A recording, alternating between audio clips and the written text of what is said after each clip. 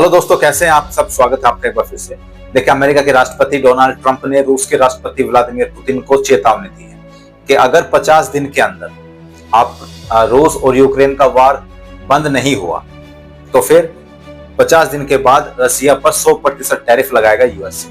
और ये टैरिफ एक ऐसा शब्द है जो अमेरिका किसी भी देश को कंट्रोल करने के लिए उस पर लगाता है, अपनी बात मनवाने के लिए उस पर लगाता है।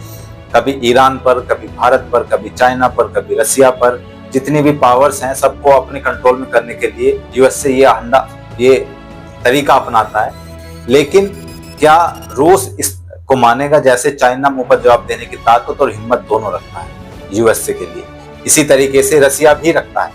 रसिया भी अमेरिका को जवाब देने की ताकत रखता है। लेकिन 50 दिन के बाद क्या होगा?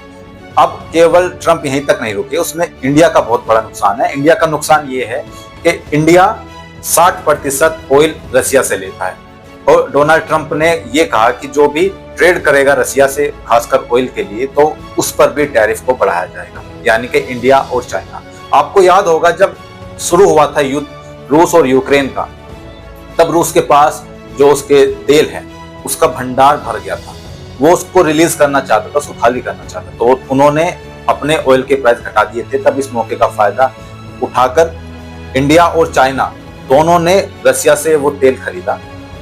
जब हमने वो तेल खरीदा तब लगभग 60% तेल हमारा पूरे इंडिया का वहीं से रसिया से इंपोर्ट होता था और आज तक वो बना हुआ है। इसके बाद 40% हम गल्फ कंट्रीज से खरीदते हैं।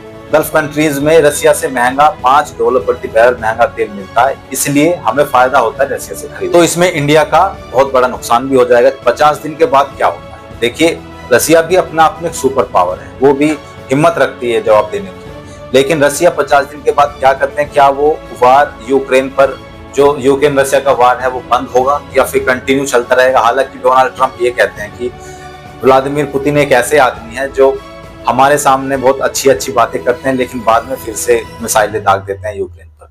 तो वो तो एक अलग बात है।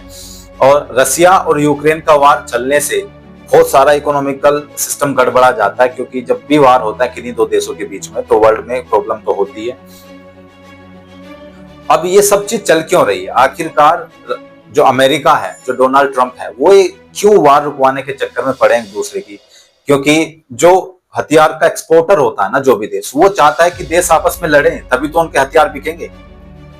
वो क्यों चाह रहे हैं कि ये भी रुक जाए, इसकी वार भी रुक जाए, उसकी वॉर भी रुक जाए? अभी आपने देखा इंडिया पाकिस्तान के वॉर को लेकर के डोनाल्ड ट्रंप बढ़ चढ़ करके हिस्सा ले रहे थे और कह रहे थे इंडिया और पाकिस्तान की वॉर मैंने रुकवाई, अपने आप को क्रेडिट देने में लगे हुए थे। कई बार उन्होंने बयान बदले, लेकिन फिर भी लास्ट आकर के अपना क्रेडिट दिया। इसी तरीके से आप देख सकते हैं इसराइल और ईरान के बीच में उसका क्रेडिट अपने आप को दिया कि इसराइल और ईरान की वार मैंने रुकवाई। ठीक है, ये आखिर चल क्या रहा है? अब वो रसिया और यूक्रेन के बीच में नजर गड़ाए हुए हैं कि दोनों की वार रुक जाए। ये केवल चल रहा है केवल इसलिए कि अभी आपने कुछ दिन पहले सुना होगा कि इजराइल के राष्ट्रपति ने डोनाल्ड ट्रंप के लिए शांति का नोबेल पुरस्कार के नाम की घोषणा की है। उनका नाम आगे बढ़ाया है कि शांति का नोबेल पुरस्कार डोनाल्ड ट्रंप को मिलना चाहिए, क्योंकि इन्होंने विश्व में शांति बना करके रखी है। जिस भी देश के बीच में झड़प होती है, लड़ाइयां होती हैं, वहां पर ये जाकर के शांति व्यवस्था अपनाते हैं और दोनों देशों की लड़ाइयों को खत्म करते हैं, संघर्ष को खत्म करते हैं। इसी क्रम में रूस और यूक्रेन के लिए उन्होंने ऐसा बोला है कि दोनों देश आपस में 50 दिन के अंदर शांति बना ले, वरना तो फिर हम टैरिफ लगाएंगे। अब ये ठीक है, अब डोनाल्ड ट्रंप को नोबेल का शांति पुरस्कार मिल जाएगा, इसीलिए वो चाहते हैं कि सब वो रोक दो, एक बार शांति पुरस्कार मिल जाए, फिर ये देश आपस में फिर से लड़ाएंगे, क्योंकि उनको अपने हथियार तो बेचने ही है ना। शांति पुरस्कार तो ठीक है मिल जाएगा, लेकिन फिर से लोग लड़ेंगे, फिर से देश लड़ेंगे।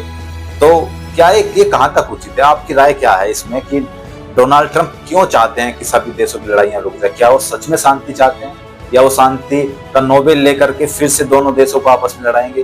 क्या ऐसा होगा? क्या ऐसा मुमकिन है? आप क्या समझते हैं इस बात से? कमेंट बॉक्स में जरूर लिखिएगा। तब तक के लिए मिलते हैं अगली वीडियो में, तब तक के लिए जय।